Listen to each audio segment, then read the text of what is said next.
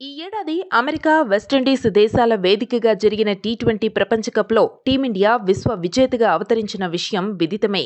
Tourney ఆసాంతం అద్భుతమైన ఆటతీరు కనబరిచిన రోహిత్ సేన ఆఖరి మెట్టుపై సంచలన విజయాన్ని నమోదు చేసింది. చేజారిపోతుందనుకున్న ట్రోఫీని రెండు చేతులా ఒడిసి పట్టుకుంది.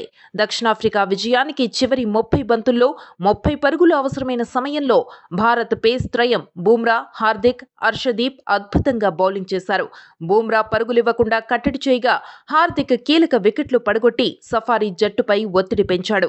అయితే వీరితో పాటు టీమిండియా విజయానికి మరో బలమైన కారణముందని భారత కెప్టెన్ రోహిత్ శర్మ వెల్లడించాడు.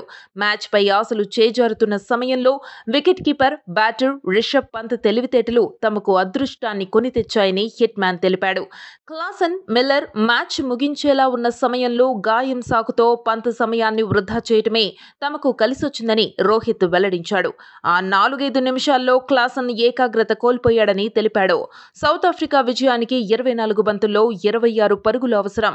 అప్పుడో విరామం వచ్చింది. పంత్ తన తెలివితేటలు ఉపయోగించి మ్యాచ్ను ఆపాడు. పంత్ మోకాలికి గాయమైంది. తన మోకాలికి పట్టీ వేయించుకునే కారణంతో మ్యాచ్ను స్లోడౌన్ చేశాడు. ఆ సమయంలో మ్యాచ్ చాలా వేగంగా వెళ్తోంది. బౌలర్ బంతులు వేస్తే చెలరేగిపోవడానికి బ్యాటర్లు సిద్ధంగా ఉన్నారు. అయితే పంత్ అకస్మాత్తుగా పడిపోయాడు. ఫిజియోథెరపిస్ట్ వచ్చి పంత్ మోకాలికి పట్టీ చుట్టాడు. పంత్ కారణంగా వచ్చిన బ్రేక్తో సౌత్ ఆఫ్రికా లయను దెబ్బతీశాం. బౌలర్లతో మాట్లాడి ఫీల్డింగ్ సెట్ చేశాను. గేమ్ స్లో డౌన్ అయింది. అయితే మ్యాచ్ గెలవడానికి ఇదే ప్రధాన కారణమని నేను చెప్పట్లేదు.